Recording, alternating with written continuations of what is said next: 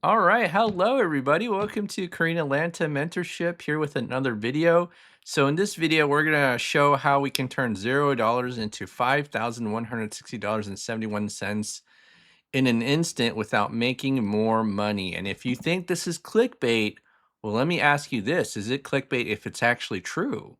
Right? So let's go ahead and find out on this video. So we're gonna go ahead and pay off debt using something called the velocity method. And what's the first step to paying off debt? Well, it's simply creating a budget, right? You have your income, expenses, leftover checking and savings. And then in the expense breakdown, we list every single debt that we have, right? So we see here that we have a $300,000 student loan. So let's assume that we're a doctor, right? And we have a $400,000 mortgage. And not only that, we have personal expenses that we have to pay for every single month, even if we were debt free, right? So imagine that if you were debt free, these are still things that you would still have to pay for. That's what this is. And the goal of this exercise is to make sure that we eventually get to zero in all of our debts and increase our cash flow. And that's what we're going to do today. So we're going to assume that we have the same income and same expenses.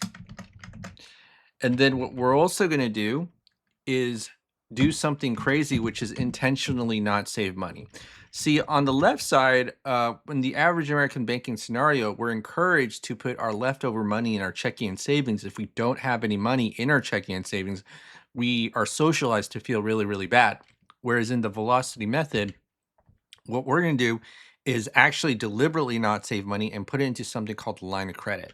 So if you don't know what a line of credit is, it's basically a financial tool where you could borrow money, pay back, and use it over and over again. So think of maybe, I don't know if this is a right way to phrase it, credit card on steroids, but not really, but kind of is. But it's even better than a credit card in many ways, because with the credit card, you can't use a credit card to pay everything and anything, right? You like one credit card to another, you can't do that, or that's really hard. You can't use a credit card to pay a loan unless you're using a third-party service like Plastique, right? So what we're going to do is use a line of credit, and then we're going to consolidate our debt into the line of credit to increase our cash flow. And if you don't know how to do that, well, basically it's really easy. We're just going to use a formula called the cash flow index. So basically it's just the debt amount divided by a monthly payment. Do it for all of our debts, and then use this as a ranking system to pay off our debts. So the lower the number, the better, the more bang you get for your buck for paying off the debt. Okay. So I'm just going to show you here that we're going to take the ones below 50, move them into the line of credit. So how much debt is that? It's 5, 8, 15, 27, 37, 10, 35, 12.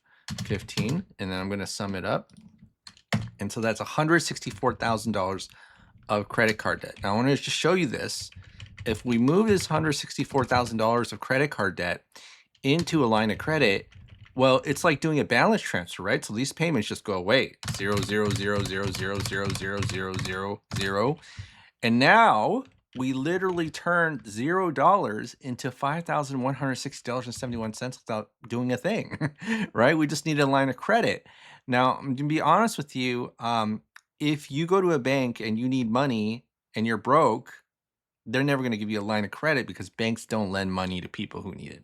Now, I'm not going to go too deep into that because I go into that in every single video, but I do want to mention the elephant in the room because, some people think, how do I get a line of credit? And I tell them how to get a line of credit and what conditions they need. And most people don't want to hear it because I think we live in an Ozempic, what do you call it? A world where people just want a pill and they want quick answers and they don't want to create the foundation, right? And creating the foundation is like 90% of the work, right? Ozempic, a world that desires Ozempic, you know what I mean? And you ever notice how so many celebrities got on that bandwagon? Anyways, all right. So what's the next step? Is a lot of people will say, well, don't you have this debt right here? So isn't that going to cancel out whatever cash flow you've obtained? And the answer to that is maybe, but we'll see. Let's do the final step. So what you do is you put your entire paycheck into that line of credit, take your expenses out, and then you rinse and repeat over and over again. So after every single month, the balance of your debt goes down about $5,000. So let's go ahead and do that. Minus 5160.71. And then what we're going to do is we're going to take the average daily balance, right? And then multiply it by the interest rate and then divide by 12. And then you see that the interest is calculated, but the interest is not a big deal, right? Because think about this, right? When we put our paycheck in, 14 grand, we're going to be able to make that interest payment. Okay. And so it's going to go down every single month because we're constantly decreasing the balance of the line of credit. Okay. And I'm going to go ahead and do this, and I'm going to go ahead and do this. And so in about 3 years, we paid off the debt, right? So think about that. Like, remember when we first started, if you ever get into a situation where you literally have 14 grand of income and 14 grand of expenses and $0 left over, that's going to make you incredibly nervous, right? In fact, I think that would probably make you more nervous than someone who makes like 3,000 a month and then has only $2,500 of expenses or somewhere near there, because it feels like this is just lower margin for error, right? So yeah. But the thing I want you to stare at is if you take a look at this, notice how, again, we made the same income and we have the same, expenses, although some of it was shifted over to the other side, right? I don't know if you'd call it creative accounting. I think creative accounting implies that it's illegal, but I don't think this is illegal, folks, except for the old name that we used to call this. State of Illinois didn't like that. Anyways, all right, so same income, and then without making more income, we literally went from 0 to $5,160.71 in an instant. And my challenge to you is show this to your friends, right? Because I know some of you already did that and commented back like, man, nobody really cared. Like, is everybody doing well? And that's what I tend to think. Like, man, everybody is probably doing well and they don't need my help. And yeah. Or maybe not. I don't know. And I get these income figures can seem incredibly high, because these are like doctor numbers, but you have $300,000 of student debt. But I mean, just because you make a lot of money doesn't mean that you know how to manage it well. I mean, look at Floyd Mayweather, right? Like, that guy is supposedly broke.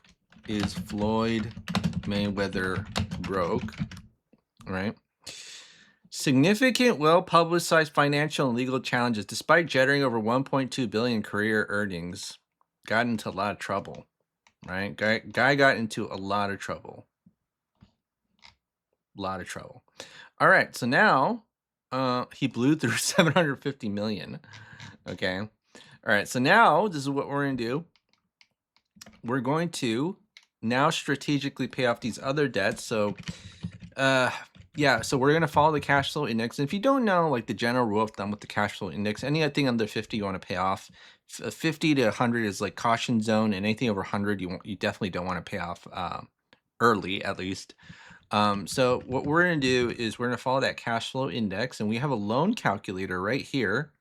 Loan calculator. And what month is this? This is month 36, right? So let's go ahead and put 36 here. Okay. And then we see that we have 19 grand left in the car loan, right? So why did I put it this here? Okay, 19 grand left in the car loan, low cash flow index. So let's move that into the line of credit. I'm going to go ahead and copy and paste. So this is going to be plus 19084.51. Okay. And then now this is going to be a 0, and that's an extra $800 for our cash flow. All right. And so I'm going to go ahead and copy and paste this. So now that would be 5989.45. All right. And then we see that in 39 months, it gets paid off. All right. So now, hold on. So let me just go ahead and do this. And this is 36 months and 39 months. 36 months, 164K, and 39 months, 164 plus 45, 209K. And then now we have the student loan and the mortgage. Okay, student loan and the mortgage, so it's 39, and it's gonna be 0. And then now this is the current balance of the student loan, right? So take a look at this. This is 7% interest. So we don't normally focus on the interest rate. We use the cash flow index as a primary indicator. However, there are times where you should look at the interest rate, and if you have a loan where the cash flow index is low, the interest rate could pretty much be ignored, whereas a higher cash flow index, you have to take that into account, especially with the 30-year mortgage, right? Because what does this mean? This high number means, it means you pay a lot and you get itty bitty amount of cash flow. So if you're moving a big loan into, let's say, a 3% loan into an 8% line of credit, you're not going to get that much back in terms of cash flow, which is why you have to be careful, especially with the low interest mortgage, right? So let's go ahead and move this into a loan, I'm sorry, into a line of credit. So because this is 7, line of credit is 8, it's pretty close. So we have plus 224,342.59. And then what happens here? Well, this loan, student loan, goes to 0, and now our cash flow is almost 10 grand a month. And then I'm just going to go ahead and control paste right here. All right. And then let's go ahead and update this figure. So this is going to be 9472.7. Okay. And then I'm going to go ahead and copy and paste. And then we see that in month 65, we paid it off. So 65 months, 65 months. And then that'll be 509K, right? So 509K. And then now, so this is going to be 65. Okay, so now it's 351 grand in payments, or not in payments, in balance of the mortgage, right? And so if you still want to use a line of credit, you can. The most important thing when it comes to this is that you don't move the entire loan into a line of credit. In fact, let me show you this calculator right here. Give me one moment, open it up. So here, all we have to do is just put in the figures and basically your income, expenses, the current loan you're trying to pay off. And then this amount is the amount that you're moving into the line of credit, right? So if you move the entire loan into the line of credit, so let's move this 361,000 into here, you see you end up paying 40 grand of interest, although it's still pretty good, 2.6 years and 40 grand of interest. But if you just do a small amount, right, you'll notice that you only pay 15 grand, it's 2.5 years. Okay, there's a big difference between moving a loan into a line of credit. In fact, let me just show you this. If for whatever reason I was able to get a 1% line of credit, 1%, okay, it kind of made a difference of like 1 or 2 grand, right, compared to 8, right? And so a lot of times people don't understand, like, hey, if you use a line of credit to pay off a loan, the interest rate doesn't necessarily matter that much as compared to doing a full loan replacement. So let's say I have like even a 30%, okay, line of credit that I'm using. Yeah, it's like 5 grand more, okay, but it's not the end of the world. And I'm going to show you something. If you decide for whatever reason you're going to use this, a 30% loan into a line of credit, you're actually going to lose 117,000. Right? So, you know, don't fall into the mantra of, oh, always replace the loan with the line of credit. Just use it sensibly. And when you're doing this method, if you just do a small amount, you should be fine. So if I move this to 16 grand again, you'll notice that even if you use a 30% line of credit, you'll be fine. And you'll pay 2.5 years, at least in this scenario you will. So let me just put this right here.